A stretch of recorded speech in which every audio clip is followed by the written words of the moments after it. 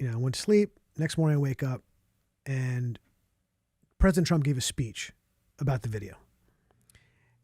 And he, in Trumpian terms, he misspoke. The man is prone to do that. And he said, look what happened last night in Sweden. Now, what he meant to say was, I saw a video last night. Look what's happening in Sweden. Doesn't matter, right? The world exploded. What do you mean? What happened last? And then he became a meme. What happened last night in Sweden? It was a whole thing. What happened last night in Sweden? It was all over the news. By Sunday morning, they realized what happened. They realized they were referring to my video, and my wife wakes me up. She goes, you're on the front page of the New York Times. Turns out I wasn't the front page of the New York Times, the front page of every newspaper on planet Earth. I went to Sweden. And I went to Sweden because there are people who are saying no-go zones, which are basically areas where it's almost an Islamic fiefdom, an enclave, where white people can enter. Government services can, the police, fire department cannot enter.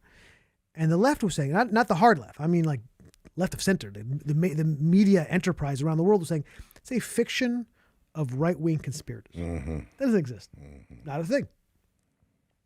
I said, well, I don't know. Seems easy enough to prove. Let's go. Mm-hmm. Let's find out. So I went to Sweden. Sweden.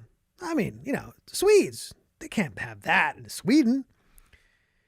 And what I found out, much to my body's chagrin, when I got pummeled by 5 Islamic immigrants to Sweden, was that they in fact do exist in a very real and tangible way. But more than that, it was about what unfettered Islamic immigration can do to a culture. And so if you guys remember, going back to the conflict in Syria, hundreds of thousands of Islamic immigrants, not all of them were Islamists, were fleeing the country, which I get, and wanted to go somewhere safe. And they went in large part to Europe, Germany, France, England. But what most people don't know, as a percentage of a country, Sweden took in the most. Mm-hmm. And one thing I want to make clear about something. These people weren't going from Syria into Sweden or Germany.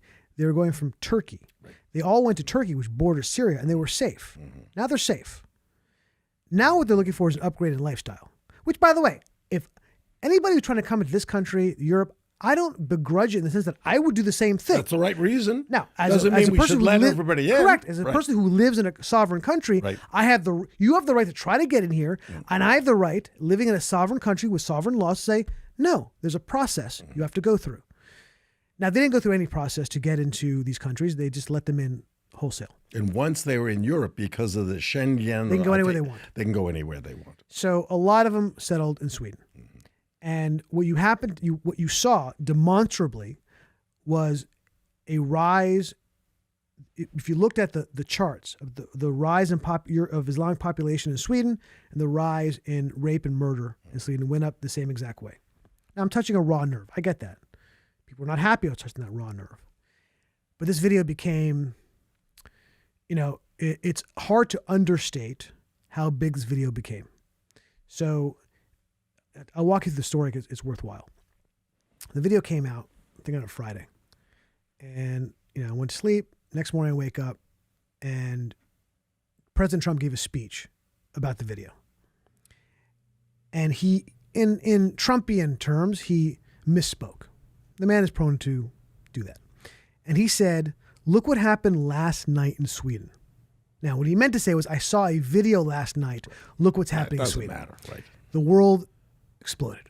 What do you mean? What happened last? And then he became a meme. What happened last night in Sweden? It was a whole thing. What happened last night in Sweden? It was all over the news. By Sunday morning, they realized what happened. They realized they were referring to my video, and my wife wakes me up. She goes, you're on the front page of the New York Times. Turns out I wasn't the front page of the New York Times, the front page of every newspaper on planet Earth. That's not over-exaggeration. I mean, like Hindustan Times, Der Spiegel, LA Times, the Sydney Herald. Was it because President Trump misspoke, or because... No, now we've moved on from the misspoking to the actual video, the core of the video itself. Great. To give you a sense of how big this video was, for 24 hours, the first 15 minutes of every hour on CNN, every single hour was video creates global controversy. Okay. It was so big that Jimmy Kimmel, who was hosting the Oscars a couple weeks later, made a joke about the video on the Oscars. That's how big the video was. Now, so you have a number of ways you can have impact, right? So this video is a perfect example. So the most obvious way is the amount of people who saw the video and now have taken in what you've said. And that video did, I don't know, probably 17, 18 million views. So just in terms of viewership, it had impact.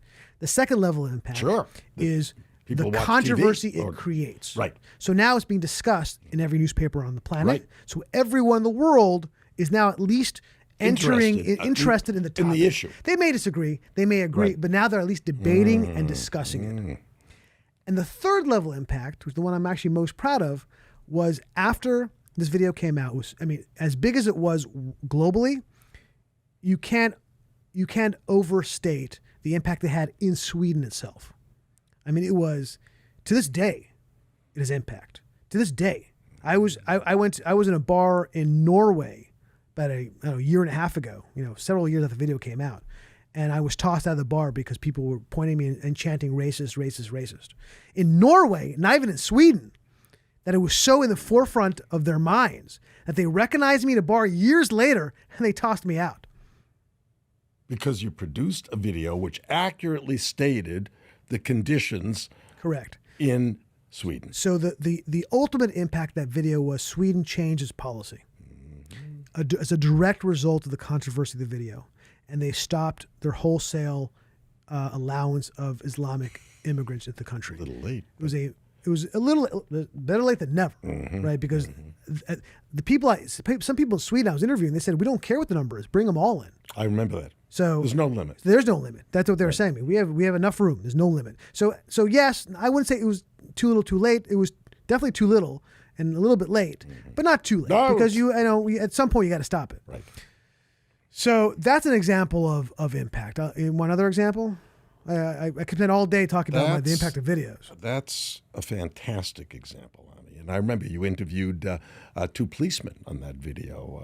And they said that they're not even supposed to report it by race anymore. No, they've stopped. They've stopped reporting by race. Yeah, if there's a rape, you can't say by whom. They say that they were chasing them. If they were in hot pursuit, this is on camera. Yeah. If they were hot pursuit, they would have to stop. Now the controversy of the video. I don't mind talking about the controversy. The controversy, or a controversy, was those two policemen reneged on what they said. Now they said it on camera. Yeah, yeah. But they I said, They forced you to keep their job. the pressure they were under. Like, I have to hold it against them. Yeah. No, of course. The pressure they're under was. They were going to lose their jobs. Massive pressure. So they had to. They had no choice. But you didn't have a gun to their head when you No, were this is interviewing on. They're saying stuff on camera. Right.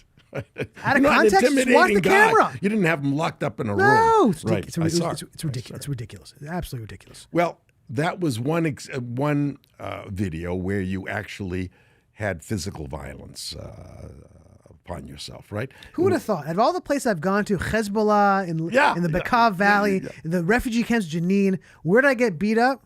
Stockholm. Sweden. Yeah.